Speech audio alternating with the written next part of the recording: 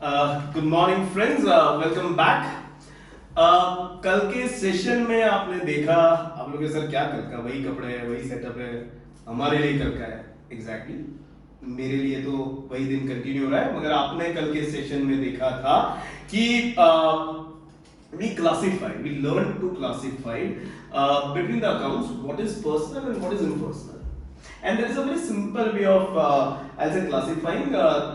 If at all it is personal or impersonal, अगर ये आपको जानना है तो सबसे पहले दो स्टेप में आप जानोगे। नंबर वन, जो भी आपको अकाउंट मिलता है उसके कोर तक जाइए, उसकी मीनिंग तक जाइए, क्योंकि अगर मीनिंग पता नहीं है तो आप कभी भी उसके क्लासिफिकेशन तक सही नहीं पहुंच पाओगे।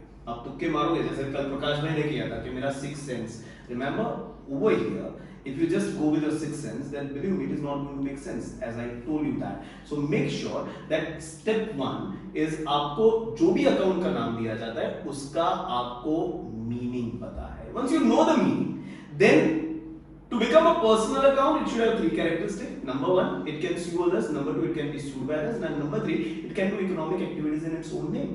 अगर ये तीनों कैरेक्टरिस्टिक उसमें है तो उसे हम कहेंगे पर्सनल अकाउंट।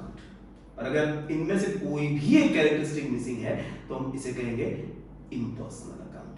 हमने कुछ एक्सरसाइज आपके सामने की in the form of me and Prakash bhai having a dialogue, and in which almost Prakash bhai को समझ में आ गया था, तो मेरे हिसाब से अब आपको समझ में आ ही गया होगा। मगर अगर नहीं आया तो प्रैक्टिस के लिए मैंने आपको कुछ टर्म्स दिए थे। So what I am going to do today is, all the same terms are in front of me, so what I'll do is I'll be discussing the same terms again for you. तो अगर कहीं पर भी कोई भी term में आपको कुछ भी मुश्किल थी in the thought process, you might see once again it's not about the answer, ठीक है। आंसर तो कैसे आएगा कि अगर मान लो मुझे कोई टर्म नहीं आया, there were some 20 terms given, and if at all I am facing problem in one of the term, then I'll simply call a friend and I'll ask him or her कि अच्छा इसका answer क्या है। कोई बोलेगा personal, अच्छा ठीक है पर्सनल लिख दिया। कोई बोलेगा इम्पर्सनल, तो हमने इम्पर्सनल लिख दिया। But that's not the reason why we are doing this. Remember, personal है या इम्पर्सनल है, I should know it by its core, होता है इसलिए। अगर पर्सनल है तो क्यों पर्सनल है वो भी पता होना चाहिए, और क्यों इम्पर्सनल नहीं हो सकता वो भी हमें क्रिस्टल क्लियर होना चाहिए। And that's why just helping you to create that base, I'm discussing the same homework sum again. And to do so, I'd like to have my guest in the house, one and only Prakash Bhai. Prakash Bhai. Prakash Bhai. Prakash Bhai. आप ऐसे कबीर सिंह बनने वाले तो कैसे बोल रहे हैं? अरे प्रकाश भाई बैठिए बैठिए, टेंशन मत लो यार। अब तो मुझे लगता है आपको अकाउंट अच्छा खासा आ गया। आप तो ऐसे आके डांट के बाद तो ऐसे प्रो एकदम प्रो लेवल हो गया होगा। चलो good. So let's start in the same manner, the way we did yesterday, with few of the new terms as you must have experienced in your homework, and a few of the old ones. ठीक है? So without wasting too much of time, let's start. We'll start in the same quiz form, जहाँ पर प्रकाश भाई will represent एक आम इंसान, ठीक है, जो शायद आप हो, and I'll be the quiz master. So let's start with the session.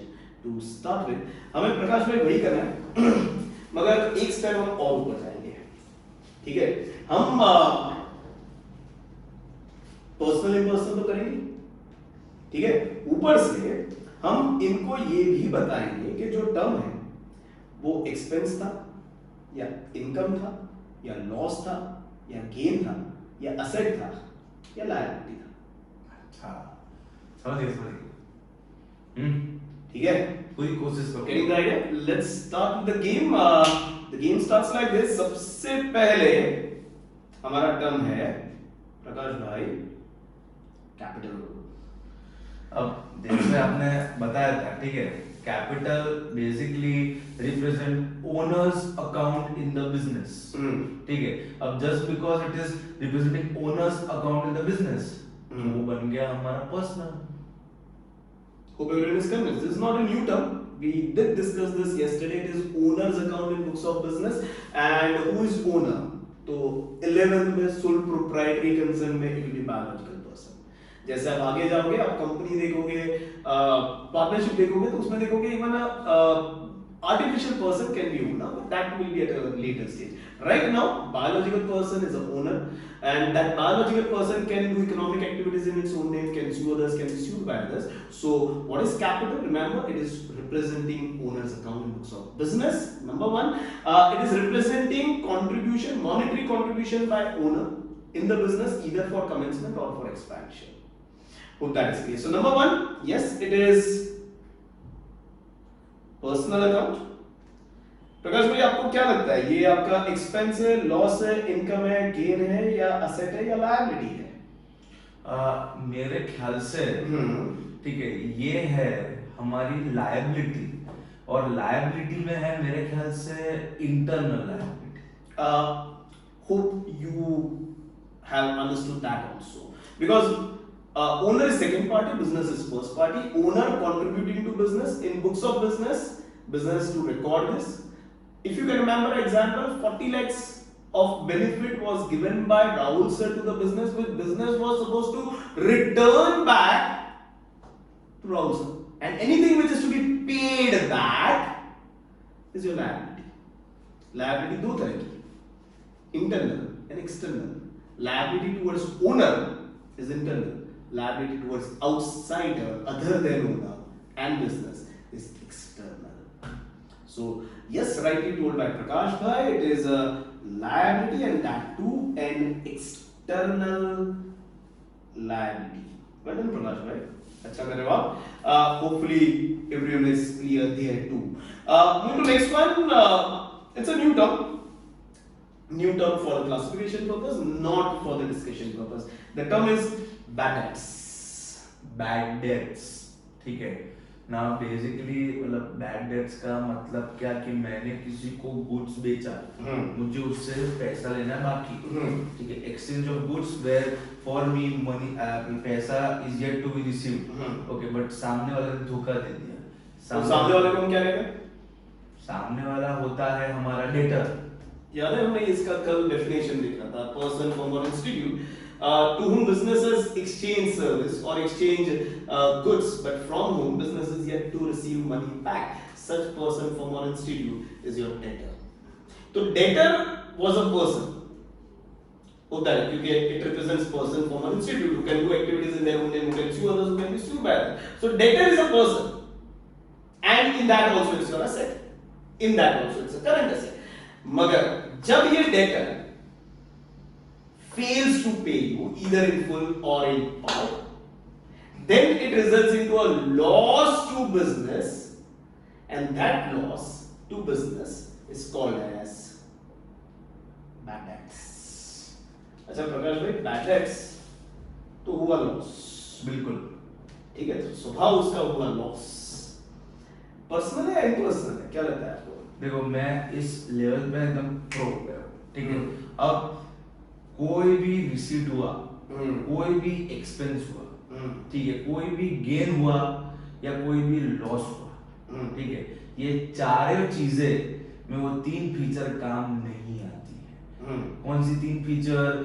It can be economic activity on its own name, it can be sued, okay, और इट कैन सू यू। तो ये चार चीजें तो लिख के ले लो, अंगूठा लगवा लो, 100% इम्पर्सनल होगी। मंजू वो अंदर से वो चाकू लेकर इनका अंगूठा लेना पड़ेगा। आपने क्या बोला? कोई भी एक्सपेंस, कोई भी लॉस, कोई भी रिसीट और कोई भी गेन, हाँ, वो हमेशा इम्पर्सनल। हाँ हाँ। प्रकाश भाई, कैपिटल भी एक रिसीट ही है, लोन बोरोड भी एक रिसीट ही है, मगर कैपिटल ओनर का अकाउंट है, वो तो आपका पर्सनल है। लोन बोरोड भी किससे बोरो किया? बैंक से या पर्सन से, तो वो भी पर्सनल है। हाँ। तो कोई भी रिसीट नहीं आएगा। हाँ, रेवेन्यू रिसीट अगर आप बोलोगे तो थोड़ा तो आप सही जा रहे हो। कोई भी रेवेन्यू रिसीट, कोई भी रेवेन्यू एक्सपेंस, कोई भी लॉस और कोई भी गेन बराबर अगर आया तो it cannot do activities in its own name, it cannot sue others, it cannot be sued by others. So yes, It is your impersonal account. Are you clear? Hope everyone is clear. Remember, कोई भी revenue expense, कोई भी revenue loss, कोई भी revenue receipt and कोई भी revenue gain can never be a personal account. It will always and always be your impersonal account. कोई भी. Hope things are clear. आगे बढ़ते हैं. प्रकाश भाई, hopefully concept आपका clear है. बिल्कुल बिल्कुल. रिपीट हुआ ये डेटर. अरे फटाफट. दोबारा गलती नहीं करूंगा. ठीक है. Debtor represents a firm, person, individual और इंस्टीट्यूट. ठीक है. तो यहाँ पे कहीं ना कहीं हमको पता चल गया कि कौन सा अकाउंट होगा पर्सनल, लेकिन डेफिनेशन तो पूरा बोलने का. ठीक है. अब फर्म, पर्सन और इंस्टीट्यूट, ओके, जो कहीं ना कहीं receives goods from the business, okay, but it is yet to pay back to the business. वो रिस्पेक्टिव पर्सन बन गया डेटर बिजनेस का. ओके. तो कहीं ना कहीं वो पर्सनल अकाउंट. ओके. पर्सनल और उसमें वो असेट होगा. Yes yes. असेट में कौन सा वाला asset? Current asset. We have done this, so this should not be a learning point, right? हमारा लर्निंग पॉइंट पर्सनल इम्पर्सनल है. Asset, current asset, non current asset, इस पर तो पूरे 1 महीने काम किया है. सो वो आपका प्रॉब्लम नहीं होना चाहिए. ठीक है. So data once again person firm और institute to whom business has sold goods, exchanged services, but from whom business is yet to receive money back, such person firm or institute is your debtor. तो स्वभाव से वो आपका benefit लेना बाकी है, asset है. 1 साल के अंदर बेनिफिट जाएगा, इसलिए करंट असेट है. और क्योंकि पर्सन फॉर्म और इंस्टीट्यूट है, they can do economic activities in their own name, they can sue others, they can be sued by others. तो पर्सनल अकाउंट है. Hope things are clear. आगे बढ़ते हैं. क्रेडिटर. ओके. क्रेडिटर उसका जो मतलब होता है अ पर्सन, फर्म और institute, okay, from whom business has received goods and services, but against which business is yet to pay back. ठीक है. तो वो सामने वाला इंसान बन जाएगा, सामने वाला फर्म, इंस्टीट्यूट या पर्सन बन जाएगा बिजनेस के लिए क्रेडिटर. तो यहाँ पे पहले ही लाइन में पता चल गया कि वो है हमारा पर्सनल. ठीक है. बट यहाँ पे डेटर की तरह बेनिफिट लेना नहीं, बेनिफिट देना बाकी है. तो जिस जहां पे बेनिफिट देना बाकी होता है उसे हम कहते हैं लायबिलिटी. और आप पूछोगे कौन सी लायबिलिटी, तो कहीं ना कहीं 1 साल के अंदर हमें उससे वो देना है, तो वो बन जाएगा हमारा current liability. I think no explanation is required. Prakash bhai is improving like anything. So almost it was similar to what I did. Okay, so creditor person from an institute from whom, it's not to whom, it's from whom business has received goods or business has received services, but to whom business is yet to pay back. Such person from an institute is a creditor of the business. Hope that is clear. It is person and it is a current liability. ठीक है. So not wasting too much of time. आगे बढ़ते हैं. Carriage inward. Carriage inward. देखो मेरे हिसाब से जितना मुझे पता है, कभी सिंह जितना मुझे पता है, कैरिज इनवर्ड का मतलब बेसिकली देखो वो तो एक खर्चा ही है. ठीक है. It is a revenue expense. Okay. जितना मुझे लगता है. ठीक है. और कैरिज इनवर्ड मतलब क्या कि प्रोडक्शन करने के लिए, ठीक है, जो भी रॉ मटेरियल्स हम मंगवाते हैं, ठीक है, अब कहीं ना कहीं वो रॉ मटेरियल्स प्रोडक्शन में ले जाने के लिए हमें कुछ खर्चा पे करना पड़ता है. बेसिकली ट्रांसपोर्टेशन का खर्चा हो गया. ठीक है. अगर वो गुड्स हम लोग नहीं, उसके लिए वो पैसा नहीं देंगे सामने, तो प्रोडक्शन तो होगा नहीं.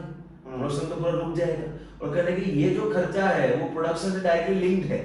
ठीक है. तो ये बन जाता है डायरेक्ट एक्सपेंस. ठीक है. तो रेवेन्यू में it becomes a direct expense. और जैसे मैंने बताया था कि एक्सपेंस कहां जाएगा, तो सीधा जाएगा impersonal account. Too much of overacting. क्योंकि if you can remember the play Carriage Inward में मोनिश सर ही वो ट्रांसपोर्ट वाले बने थे. और कितना ऐसे जैसे याद नहीं है और याद करने का ट्राई कर रहे हैं, कितना कितना नाटक कर रहे हैं. देखिए आप, ओवर एक्टिंग हो गई थी थोड़ी. Anyways, if you can remember the play, he was the guy who was playing the transporter. And Rahul sir was asking for, यार मेरा तो raw material नहीं लाएगा तो मेरा production रुक जाएगा, कहाँ है तू? And then comes Monish sir and he says कि इतना XYZ amount दे दो. राहुल सर बोले यार पैसा क्या कहता है, बाद में दे दूंगा. उसने बोला नहीं, धंधे की बात है, पैसा दे तो ही माल भेजूंगा, वरना तो बहुत सारे लोग हैं. और तो if you can remember, अगर वो माल नहीं देंगे production रुक जाएगा. And that's where that amount that you paid, transportation expense that you paid was carriage. Because माल अंदर आ रहा था तो उसे कहा carriage inward. अंदर क्या लेकर आते हैं, raw material. अगर वो नहीं आएगा तो production बंद हो जाएगा, तो that becomes your direct expense. And as we just discussed, if at all we are talking about any revenue expense, revenue is loss or gain. Remember, आंख बंद करके, it is always impersonal. So carriage inward स्वभाव से it's your expense, revenue expense, उसमें direct expense. और अगर classification की बात करें तो it is impersonal. आगे clear? ठीक है everyone? आगे बढ़ते हैं stock of goods. Stock of goods. Goods क्या होता है? Goods मतलब हम जिसमें डील करते हैं. Goods is commodity in which you deal. Stock of goods क्या होता है? मतलब जो कहीं ना अच्छा, goods personal है या impersonal है? Obviously impersonal है. क्यों? Because goods cannot do activities in their own name, they cannot sue others, they cannot be sued by others. तो stock क्या होता है? स्टॉक मतलब कहीं ना कहीं वही जो गुड्स होता है, ठीक है, वो जब साल के अंत में जितना नहीं बिकता वो पड़ा रहता है, तो उसे स्टॉक कहते हैं. हाँ. जो जिसका बेनिफिट मिलना बाकी है तो उसका स्वभाव क्या बन जाता है? बेनिफिट मिलना बाकी है तो बन जाता है असेट. असेट में कौन सा वाला? असेट में बन जाता है वो करंट असेट. क्यों current asset? Because if you can remember, we intend, because it's goods, we deal in it. So साल के एंड में रह गया मगर हम रखना नहीं चाहते. We intend to dispose it of as early as possible, and that's where before next 31st March we intend to clear it out, and that's where it is your current asset. दूसरी बात, वही goods जब नहीं बिकते तो stock बन जाते हैं. जब गुड्स इम्पर्सनल है तो उसका स्टॉक सिर्फ नाम बदला है, उसका स्वभाव थोड़ी ना बदला है, तो उसका स्टॉक भी इम्पर्सनल अकाउंट होगा. Hope everyone is super clear with that. Moving further, stationery expense. अरे प्रकाश भाई, stationery की बात आ रही है. स्टेशनरी एक्सपेंस ना, अरे भाई खर्चा है, ठीक है. खर्चा में कौन सा खर्चा? रेवेन्यू एक्सपेंस, ठीक है. अब रेवेन्यू एक्सपेंस, अब स्टेशनरी एक्सपेंस कहीं ना कहीं प्रोडक्शन से उसका कोई लिंक है ही नहीं, ठीक है. जस्ट बिकॉज प्रोडक्शन से कोई लिंक है नहीं तो कौन सा एक्सपेंस बन जाता है? वो इनडायरेक्ट एक्सपेंस. और जैसा आपने बताया, कोई भी रेवेन्यू एक्सपेंस हो, रेवेन्यू रिसीट हो, रेवेन्यू गेन हो कि रेवेन्यू लॉस हो, ठीक है, सब एक ही नेचर के होते हैं. कौन से नेचर के? इम्पर्सनल नेचर के. Hope everyone is clear with that. So not going further, because I don't think stationery can be made understand by anyone better than Prakash bhai. तो मैं I'm not trying. Okay, so let's move further. Purchase. Okay. प्रकाश में क्या लगता है आपको, ये purchase किसका होगा? Purchase of furniture, purchase of building, किसका होगा? नहीं, ये परचेज होगा गुड्स का परचेज. क्यों गुड्स का? बिकॉज कहीं ना कहीं परचेज और सेल्स, इन दोनों जो शब्द होते हैं वो सिर्फ गुड्स के लिए यूज होते हैं. Don't forget that. Purchase, sales, purchase return, sales return. These are terms used only and only for goods. You might say, sir, my father and my mother and my elder brother and my elder sister, including me, we have been using this term very freely. We say purchase of vegetable, purchase of refrigerator, purchase of car, purchase of scooter, purchase of building. Yes, you may say it, you may write it, but remember, when it comes to writing of accounts, these are the terms which you use only and only for goods. Sir तो फिर वो गाड़ी खरीदेंगे तो क्या बोलेंगे? Sir building खरीदा तो क्या बोलेंगे? जब आएगा तब बात करेंगे. Hope things are clear. So number one, purchase बोला तो किसका? Goods का. Yes, प्रकाश भाई आगे. और जैसा मैं पता है, ठीक है, गुड्स मतलब जिसमें हम डील करते हैं, ठीक है. और गुड्स का नेचर क्या होता है? इम्पर्सनल. ठीक है. Cannot do activities in its own name, cannot sue others, cannot be sued by others. तो चाहे परचेज हो, सेल्स हो, परचेज रिटर्न हो, सेल्स रिटर्न हो, चाहे उसका स्टॉक हो, सब के सब इम्पर्सनल. वो थिंग्स आती है। और परचेज में होता है आपका खर्चा। एग्जैक्टली।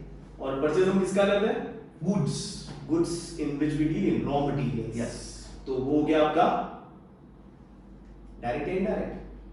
रॉ मटेरियल अगर परचेज करते हो, ठीक है, तो सीधी बात है कि जब तक रॉ मटेरियल परचेज नहीं करोगे तब तक प्रोडक्शन नहीं कर पाओगे, तो प्रोडक्शन रुक जाएगा। तो परचेज हो गया आपका direct expense. Very good.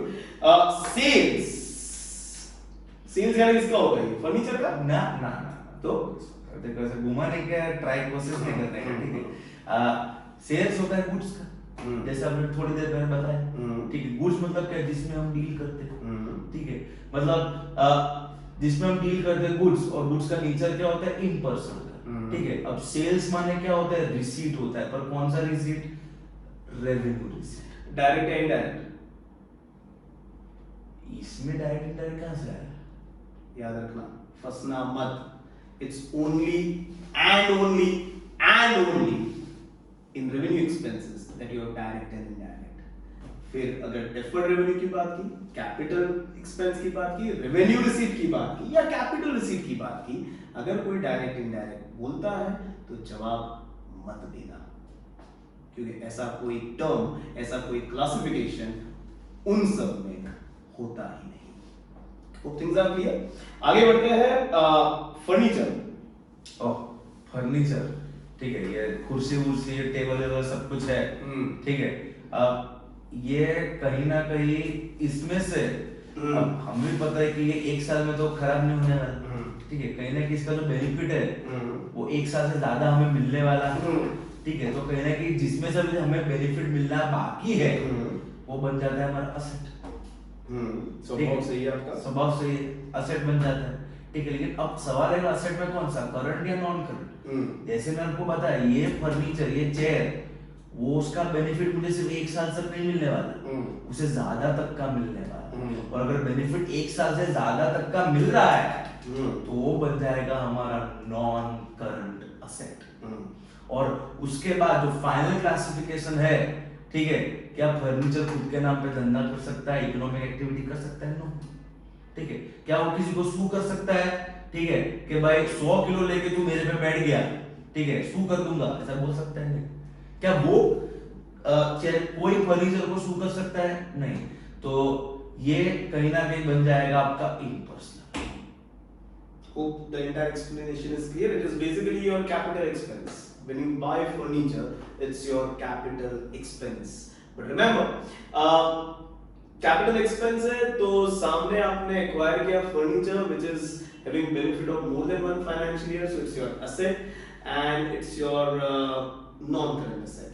And because even if I hit it or if I get say for example मैं चल रहा हूँ और ये बीच में आ गया और मुझे लगा, तो ना ये मुझे स्यू कर सकता है, ना ही मैं इसे स्यू कर सकता हूँ, ना ये अपने नाम पर बिजनेस कर सकता है कि चलो इतना सोम सर को तो मैंने भी सुन लिया है तो कल मैं ही खुद के नाम से ट्यूशन क्लास शुरू कर देता हूँ। ऐसा ये ना ही फर्नीचर बोल सकता है, ना ये बिल्डिंग बोल सकता है, ना ये एसी बोल सकता है।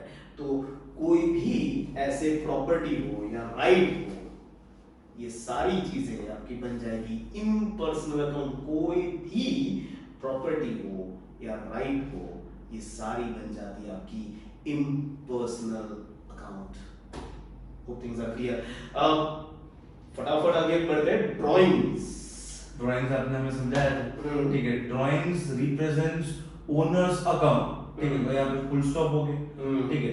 ओनर्स अकाउंट मतलब यहाँ पे पर्सनल अकाउंट हो गए, ठीक है। लेकिन आधा नहीं हम पूरा बोलेंगे, ठीक है। ड्राइंग्स माने any monetary benefit receive by owner from the business for personal use.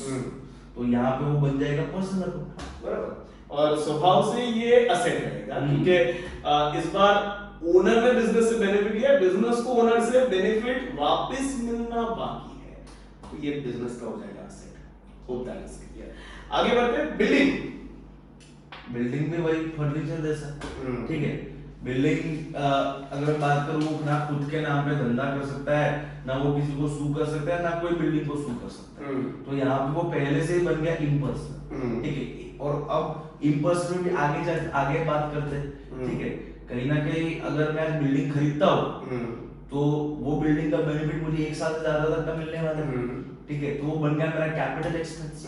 ठीक है, कैपिटल एक्सपेंस में मैंने आपको जैसे बताया कि बेनिफिट 1 साल से ज्यादा तक का मिलने वाला है, तो वो मेरा बन गया non current asset because benefit is yet to be received. Hope things are clear to everyone. Building is basically your capital expense because number one, it is not your day-to-day activity. It is business related, but not day-to-day. It is non-recurring in nature. Its benefit is for more than one financial year, and so it is a rather capital expense. Capital expense में benefit एक साल से ज़्यादा का होता है, तो it is asset में non-current asset. It cannot sue others, it cannot be sued by others, and it cannot do activities in its own name. वो कल प्रकाश भाई ने बोला तो मैं ऐसे पिचकारी भी मारता हूँ अगर वो पान पड़ी की का, तो बिल्डिंग कोई sue नहीं करता। खाता नहीं होंगे, ऐसे बोला तो नहीं लगता है तुम्हारे चेहरे से खाते ही होंगे। Anyways, बात है कि अगर ऐसा करते भी है प्रकाश भाई, तो if you can understand, building cannot sue him. At the same time, अगर प्रकाश भाई गिर गए, मान लो सीढ़ियाँ थोड़ी पुरानी हो गई और प्रकाश भाई गिर गए, तो प्रकाश भाई बिल्डिंग को sue नहीं कर सकते।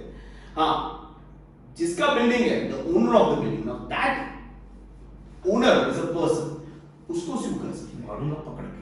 हाँ, sue करना है प्रकाश भाई, मारना नहीं है। ठीक है, so building is by nature impersonal. Hope that is. I repeat, any right or any property, it's always impersonal. Hope that is clear. You can take it as a thumb rule. आगे बढ़ते हैं, depreciation on building. अच्छा प्रकाश भाई, depreciation क्या होता है? Can you define that? Depreciation basically means wear and tear of any asset. ठीक है, wear and tear मतलब कहते हैं ना कि कोई भी asset होता है उसको यूज करते हैं, जैसे गाड़ी हो गया, बिल्डिंग होती है, ठीक है, तो कहीं ना कहीं वो नई नहीं रहती, वो पूरा नहीं बन जाता, ठीक है, तो मैं इसे बोल सकता हूँ रेवेन्यू एक्सपेंस, ठीक है, और जैसे थंब रूल है हमारा कि रेवेन्यू एक्सपेंस हो, रेवेन्यू रिसीट हो, रेवेन्यू गेन हो, रेवेन्यू लॉस हो, वो सारे कहाँ जाएंगे? Impersonal. Hope everyone is clear. Basically, depreciation is that part of capital expense which got exhausted on the last of the financial year. दूसरा definition था, it is gradual and continuous decrease in value of asset. हर साल होता है और खत्म हो गया है, क्योंकि ये एक्सपेंस का बेनिफिट तो ये बन गया रेवेन्यू एक्सपेंस। हर रेवेन्यू एक्सपेंस, हर रेवेन्यू रिसीट, हर लॉस, हर गेन हमेशा इम्पर्सनल होता है। अब डायरेक्ट है कि इनडायरेक्ट है, तो उसके लिए आपको देखना पड़ेगा बिल्डिंग कौन सा था। अगर बिल्डिंग फैक्ट्री का था तो उसका डिप्रीसिएशन डायरेक्ट, अगर बिल्डिंग ऑफिस का था तो उसका डिप्रीसिएशन जो है याद रखना indirect. So that's how you understand it. आगे बढ़ते हैं, प्रीपेड रेंट। गलती नहीं करना, ठीक है, prepaid rent, okay, it represents number of people और नंबर ऑफ पर्सन्स वेयर, डर लगता है please, okay, where service is yet to be received, okay, but money has been already paid. तो स्वभाव क्या होगा? Personal, because it represents a number of person. स्वभाव बन गया personal.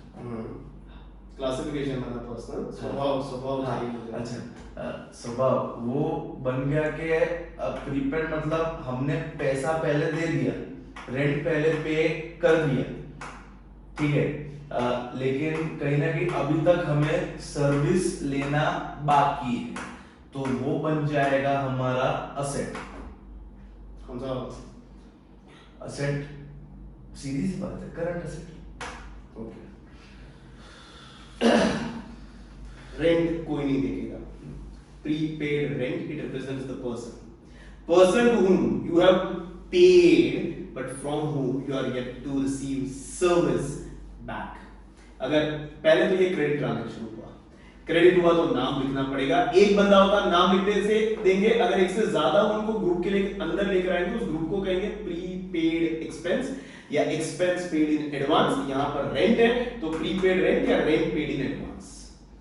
It is not representing rent, it is representing all those tenants जिनको हमने पैसा दे दिया है इनफैक्ट लैंडलॉर्ड, जिनको हमने पैसा दे दिया है मगर जिनसे सर्विस लेना बाकी है, तो ये बन गया एसेट। एक साल के अंदर ले लेंगे तो करंट एसेट। और क्योंकि पर्सन की बात कर रहे हैं तो it can sue others, it can be sued by others, and it can do activities in its own name.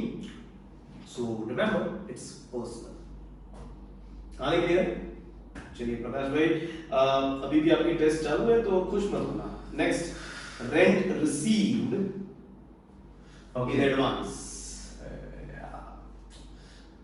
Rent received in advance, okay, इसका मतलब होता है it represents number of persons, okay, from whom we have received the money but to whom services are yet to be given, तो ये बन गया personal account, ठीक है। अब स्वभाव की बात करो, जैसे बोलते स्वभाव मतलब यहाँ पे कहीं ना कहीं उन्होंने मुझे पैसा दे दिया है लेकिन अभी भी मुझे उन्हें बेनिफिट देना बाकी है, सर्विस देना बाकी है, तो वो बन जाएंगे लायबिलिटी, और एक साल के अंदर हम उन्हें दे देंगे तो वो बन जाएंगे हमारे करंट लायबिलिटी। बहुत बढ़िया था ये। Okay, hopefully everyone is clear with that. Rent received in advance, received, so if you can understand you have received the money। जैसे मैं बोलता हूँ received, and believe me 10 में से 9 लोगों को आप ये पूछोगे rent received in advance is cash or credit, and 10 में से 9 लोग बोलेंगे कैश, क्योंकि उनके लिए कैश यानी वो ट्रांजैक्शन जिसमें कैश होता है, गलत। Cash transaction is that transaction wherein settlement is immediate, credit transaction is that transaction wherein settlement is postponed। rent received in advance, हमने पैसा ले लिया है मगर हमें सर्विस देना बाकी है, तो ये क्रेडिट ट्रांजैक्शन हुआ, नंबर 1। नंबर 2, क्रेडिट है तो नाम आएगा। अगर एक बंदा होता तो नाम लिख देते, एक से ज्यादा अगर है जिनसे हमने पैसा ले लिया है, सर्विस देना बाकी है, तो उन सबको एक ग्रुप के अंदर लेकर आएंगे, उस ग्रुप को कहेंगे रेंट रिसीव्ड इन एडवांस या pre received rent. It is representing all those people from whom you have received the rent but to whom you are yet to serve back, so it is personal, yet to serve back, so liability, and within 1 year we'll serve them back, so it's your current liability। hope things are clear। next, प्रकाश भाई सोच कर बोलना, आप आज बहुत अच्छा perform कर रहे हो, अभी तक एक भी गलत गया नहीं है तो आज गलत जाने मत देना। Interest on capital, interest on capital, ठीक है, पहले कैपिटल बता देता हूँ। Capital means it represents owners account in the business where any monetary benefit given by owner to the business, okay, becomes capital for expansion or commencement। अब यहाँ पे हम देख रहे हैं बिजनेस के पॉइंट ऑफ व्यू से, तो हमें ओनर ने पैसा दिया, अब हमारी जिम्मेदारी है वो पैसा उन्हें लौटाने की, ठीक है, तो यहाँ पे तो वो बन गया लायबिलिटी, ठीक है। लेकिन कहीं ना कहीं ओनर तो ये बोलेगा कि बस तू मेरा पैसा यूज कर रहा है, ठीक है, तो अगर हो सकता तो ये पैसा मैं कहीं और भी डाल सकता था, लेकिन ये पैसा मैंने तुझे दिया। अब जस्ट बिकॉज पैसा मैंने तुझे दिया तो तू मेरा पैसा यूज कर रहा है, तो उसके लिए एक छोटा सा चार्ज मैं तेरे से लूंगा, वो चार्ज बन गया इंटरेस्ट, तो उसे हम कहेंगे इंटरेस्ट ऑन कैपिटल, ठीक है। अब बात करूं क्या होता है इंटरेस्ट ऑन कैपिटल, तो इंटरेस्ट खर्चा होता है बेसिकली, ठीक है।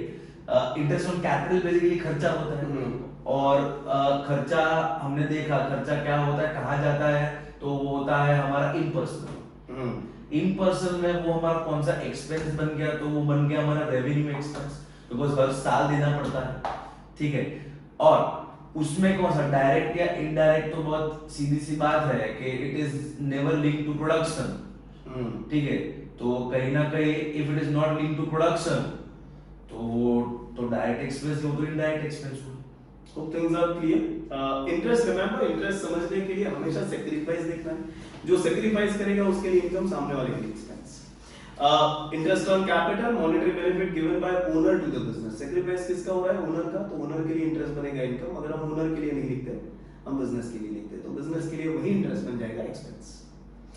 हर साल पे करना पड़ता है, इसलिए revenue expense, nothing to do with production, so indirect expense. And any revenue expense, revenue receipt, loss, gain, they are impersonal। Hope things are clear to everyone। Next, loan borrowed। Okay, loan borrowed, ठीक है। अब ऐसा लगता है because I am not memorise that thing. Loan borrowed मतलब पैसा आया, ठीक है, तो वो बन गया हमारा रिसिप्ट, ठीक है। अब थोड़ा तकलीफ है, कौन सा रिसिप्ट कौन सा? तुम सोचो, आप हर साल लोन लेते हो क्या? नहीं, हर साल तो नहीं लेता। तो जो हर साल नहीं होता वो कौन सा रिसिप्ट बन जाता है? वो बन जाएगा हमारा कैपिटल रिसिप्ट। सही बात है। हाँ, तो बराबर कैपिटल रिसिप्ट हो गया वो हमारा, ठीक है। कैपिटल रिसिप्ट मतलब यहाँ पे अभी कहीं ना कहीं लोन बोरोड मतलब हमने किसी से पैसा लिया, तो पैसा वो चुकाना बाकी है, वो देना बाकी, तो वो बन गया लायबिलिटी। जो भी लौटाना बाकी है, पे बैक करना है, जिसको बेनिफिट देना बाकी है, वो liability. So loan borrowed remember is your liability. Hope that is clear. Loan किससे लिया?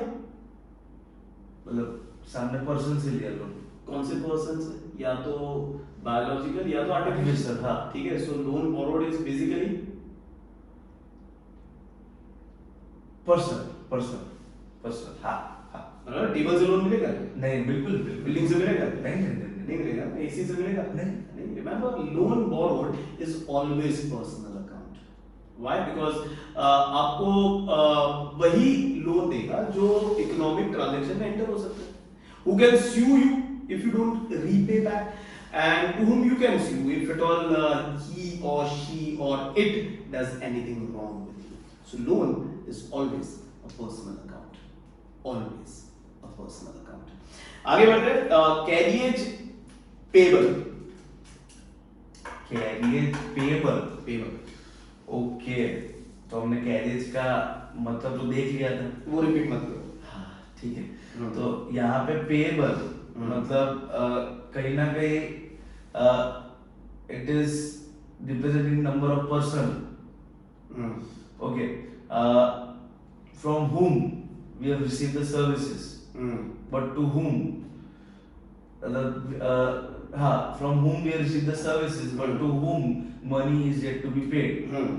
तो कहीं ना कहीं it represent number of person, तो बन गया पर्सनल अकाउंट। और पेएबल है, ठीक है, मतलब सर्विस ले लिया, पैसा देना बाकी है, और जस्ट बिकॉज देना बाकी है तो बन गया लायबिलिटी। तो लायबिलिटी में कौन सी लायबिलिटी? साल के अंदर लौटाना है, तो बन गया हमारा करंट लायबिलिटी। अच्छा, ये सब सही है। कैरियज पेबल डायरेक्ट एक्सपेंस या इनडायरेक्ट? अब ये थोड़ा ट्रिकी क्वेश्चन है बिकॉज इनवर्ड भी होता है और आउटवर्ड भी होता है। तो अगर इनवर्ड हुआ तो डायरेक्ट। कैरियज पेबल में कैरियज की बात नहीं कर रहे हैं हम, उस इंसान की बात कर रहे हैं जिसको पे करना बाकी है। तो if you can understand, it becomes a liability, और लायबिलिटी में डायरेक्ट इनडायरेक्ट नहीं होता, इसलिए इसका जवाब नहीं देना है। Hope everyone is clear. Don't make this error. Carriage payable. Don't focus on carriage because it represents the person, ठीक है, from whom you have received the service but to whom you are yet to pay back. So it's a liability. And liability में कौन सी? Current liability. उसमें direct indirect नहीं होता। Direct indirect सिर्फ revenue expense में होता है, तो ऐसी गलती मत करना। Hope things are clear, प्रकाश भाई। गलतियां नहीं होनी चाहिए। कहानी क्लियर है? ठीक है, आगे बढ़ते हैं। Commission receivable. Okay, commission receivable, ठीक है, रिसीव कर रहे हैं, ठीक है। अब कमीशन रिसीवेबल का मतलब क्या है? It represents number of person, okay, to whom we have given the services, but from whom we are yet to receive the money. तो यहाँ पे it represent number of person, तो वो बन गया पर्सनल, ठीक है। अब यहाँ पे कहीं ना कहीं हमने सर्विसेज दे दी है, लेकिन कहीं ना कहीं हमें पैसा मिलना बाकी है, benefit is yet to be receive, वो बन गया हमारा असेट। असेट में साल के अंदर रिसीव कर लेंगे, तो वो बन गया हमारा करंट असेट।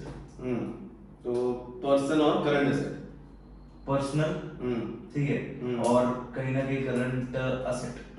और डायरेक्ट इनडायरेक्ट नहीं कहाँ आएगा, कमीशन पे नहीं, पेबल पे फोकस करना। कमीशन, अगर कमीशन होता तो कमीशन होता तो प्रोडक्शन से लिंक नहीं कर रहा है, ठीक है, तो वो बन गया हमारा इनडायरेक्ट, नहीं sorry sorry sorry sorry sorry sorry, ठीक है, इनकम में तो डायरेक्ट इनडायरेक्ट होता है, ठीक है, डायरेक्ट इनडायरेक्ट कमीशन रिसीवेबल है, यानी कहीं ना कहीं ये इनकम है आपकी, तो उसमें डायरेक्ट इनडायरेक्ट नहीं होता, तो कंफ्यूज मत होना। समझ में आ रहा है? आखिरी वाला bad debts recovered. Okay, bad debts का तो मतलब मालूम है, ठीक है, अब कहीं ना कहीं वो पैसा हमें मिला, बट कहीं ना कहीं अनएक्सपेक्टेडली मिला, बिकॉज हमने तो ऑलरेडी बुक से टाटा बाय बाय कर दिया था, ठीक है, बैड डेट्स ट्रीट कर दिया था, नुकसान रिकॉर्ड कर लिया था बुक में, लेकिन अब अचानक से पैसा मिला, ठीक है, अब पैसा मिला, हमने क्या देखा कि सामने पैसा मिलता है तो कुछ सामने सर्विस दे दे, लेकिन यहाँ पे तो हमें सिर्फ और सिर्फ पैसा मिला, तो ये बन गया not revenue receipt but gain, revenue gain, ठीक है, तो रेवेन्यू गेन बना, और जैसे हमारा थंब रूल है, कोई भी रेवेन्यू गेन, कोई भी रेवेन्यू एक्सपेंस, रेवेन्यू रिसीट या revenue loss, that will be treated as impersonal. Hope everyone is clear. Bad debts recovered, it is when a debtor who has defaulted earlier pays you back, it results into recovery of loss, which is considered as gain of the business. Such gain is termed as bad debts recovered.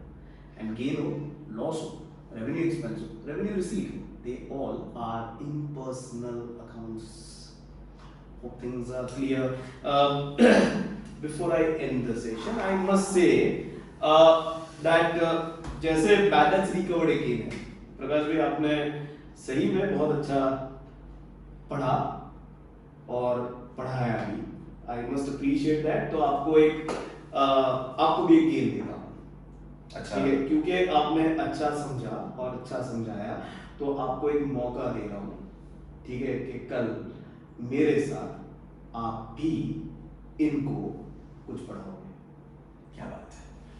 So, students, you are going to see along with me a new face who will be guiding, directing you in accounts, and that new face is going to be our very own Prakash Bhatt urf Monish Das sir. ठीक है? So, do watch out for his tomorrow's session because it's going to be something interesting. फिलहाल के लिए hashtag घर बैठे पढ़ो, stay home, stay safe, and as I always say, take utmost care of your mental and physical health. Bye bye.